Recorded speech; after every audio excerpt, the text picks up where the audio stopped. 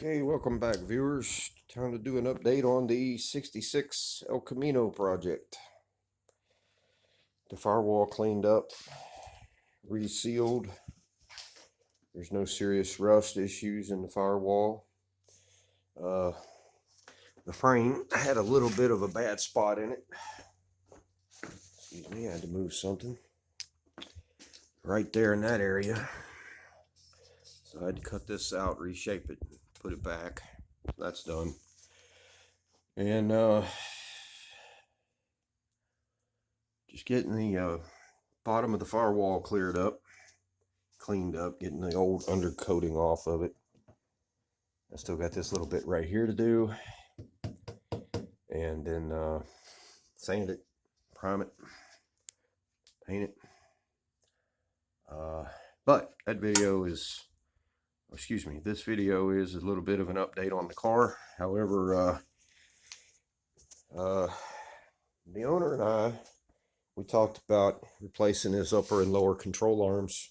Car needed new coil springs and ball joints, tie rods, a whole 9 yards, and he has purchased all that stuff. However, the control arms, the upper control arms, which are laying right there, seem to fit pretty good. However, when you get to the lower control arms, if you look up in the factory frame mounts for the lower control arm, you see a little bit of a clearance issue right there. See this big gap right here? And it comes with these, you put these caps over the ends of the bushings to, like a guide, if you will. So then you put one in up here. Got plenty of room there, too much room. Can't even get one in this side. You can get them in this back bracket and the front. However, gotta have them in there. So the other side's just as bad. So it's looking like I'm gonna have to go through the trouble of cutting the rear mounts loose, which are welded up in here and here, and moving this one forward enough to get enough clearance in the front mount to get the bushing installed. Kind of crazy, right? Why are they like that? Well, if it would have been just one side, I would have been more concerned about the frame. Maybe there was something wrong with the frame, but being that both lower control arms do not fit properly, I have reason to believe it's in the control arm. And I don't know, these are the ProComp Engineering lower control arms. I've never used this brand before. I don't know how they weld these things up, but apparently they don't weld them up in a very, if they use a jig to make these up, it must not be a very good jig. I don't know if they just don't know what they're doing or what. So yeah, I guess technically I could come in here and cut this out, this piece right here, up to the engine cross member, and make a new piece, put back in and space it out in order to get the bushing in. And I may do that. However,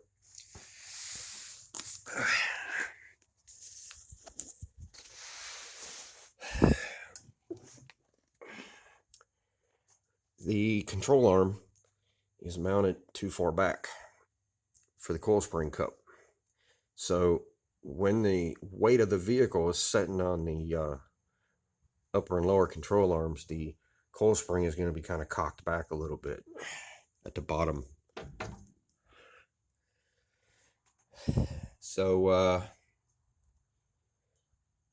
I got some more work cut out for me to put these aftermarket parts on here. Like I said, I've never used the ProComp brand of control arms. They do come with the sway bar end links and the apparently the nice rubber coil spring cups and whatever. I mean, none of that matters if the control arms don't line up. So anyway, the other thing is too, look right there, grease fittings in the top of the thing. Now the owner of this vehicle got the parts, and he said that this is what he was supposed to get. Well, first off, and I'm sure he did, I'm sure it's what he was told, and that's what he ordered, obviously. But why would you put a grease fitting in the top of the upper lower control arm bushings? How can you get to that? Are you supposed to pull the wheel, crack the spindle loose, drop it down like that, remove the coil spring every time you need to grease a fitting? Come on, man, y'all can do better than this. So I don't know. Same with the other side. If you look here, I've got both of those bushings in the front, but in the back, let me grab a couple bushings. You can fit 2 of them in there. What the hell? All right. It's ridiculous. And this one, the control arm is actually mounted almost perfect center for the coil spring. It could go back roughly 1/4 of an inch. I mean, what are you supposed to do here? I mean, obviously there's an issue. So I gotta get with the owner and see what he wants to do. He hasn't really told me anything. I don't know if he wants to order another set from a different company or what he wants to do. But anyway, that's pretty much it on the progress on the ElCamino. This is not my only job. Got other jobs I'm doing, repairs, wiring harness jobs, stuff like that.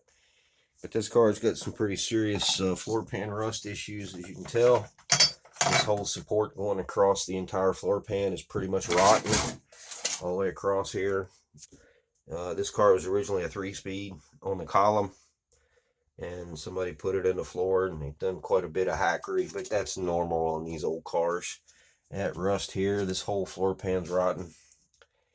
And got a new 1-piece floor pan sitting right over there for the car. Just haven't gotten to it yet. Of course, it stops right here along this bottom edge. So I still got some sound deadening material I got to get out of here. Original 1966 sound deadening. And we'll kind of go from there. Floor pan's not as bad on the passenger side, but it's still pretty bad. Yeah. All right. So I'm gonna go back around the side here.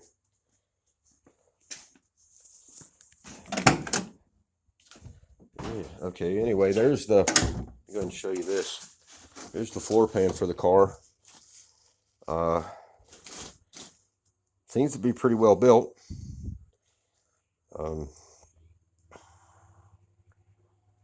Yeah, anyway, this is not a frame off restoration on this car, so you know it's near impossible to get that 1-piece floor pan in a car, but you know it will go. But just got a lot of stuff to do, and this turned into a serious project. See, when this car came to me, it came to me just needing an engine, transmission, exhaust, and you know, clean up some of the wiring. And but some other stuff has transpired. Obviously, there was a serious bend in the frame, which had the original radiator support was in here, and it had no hardware holding it to the frame. The only thing holding it together was the front clip. Or let me rephrase that, the radiator support was holding the front clip together, and there was nothing holding the radiator support to the front frame rails. Did they rust and break off? Yeah, probably, but you know, even when the bushings go away, the bolts are usually still there, even though there's not much left of the bolts. However, you know, so the car somehow hit something, or it hit something, and I had to redo this frame rail when I cut this piece out right here, and then I had to take the frame rail back that way in order to get my centers right for the core support, which he bought a new one. It's hanging up right there. Of course, it is what it is. But can't really start worried about lining up sheet metal at this point if I'm still working on rust and not so good aftermarket parts.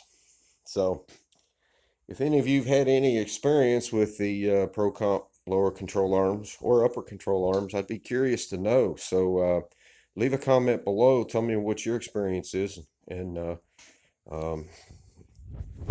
I've pretty much figured out how to fix this one. I just, you know, I'd like to hear other people's input on what they actually ran into that have experienced this. You know, you move the control arms forward or backwards, you change the overall wheelbase on the car. Because when you move it forwards or backwards, you move the spindle forwards or backwards. Forwards, rearwards, whatever, however you want to say it. And so you end up with a car that, one, could be impossible to get the front end aligned on. And then when you find out you need a four-wheel alignment, which this car is obviously going to need when it's done, you know, the whole car is put back together and it goes in for an alignment. And if you don't address this issue now, then you got to take everything back apart again. And now you'll have to deal with the engine and transmission being in it, fuel line, transmission cooler lines, everything being in your way when you're trying to cut the lower control arm brackets off the bottom of the frame, which, in case if you didn't catch that, these two front mounts, most of you know that know these Chevrolet cars, the front control arm mount is made into the engine crossmember. So like I said, I've got one control arm that needs to be moved forward and the other control arm that needs to be moved backwards. Now I've done that. I've measured it out, and the wheelbase on the car is going to be almost an inch shorter on the driver's side once I do this. So sometimes, you know, you want tubular this, tubular that, you want aftermarket parts. That don't mean it's better than what was originally there. Granted, the original ones are just stamped steel and they're weak and they're very old. So you want to upgrade, you know, I totally get it, but there's companies out there that make a better product than this. I don't know if they don't know how to make a jig for those control arms. I've made control arms in the past. It's not hard to do. It's just time consuming. So anyway, like I said, if you had any experiences with these Pro Comp engineering control arms, bleep it down in the comments. I'd be curious to read what your input is on them. As it stands right now, I got a bunch of work to do in order to fit these on there.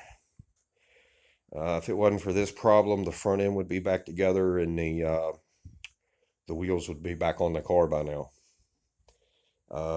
So anyway, this video is just going on and on and on. It's almost 15 minutes long. I'm going to stop right here. So, hey, update on the 66 ElCamino complete for now.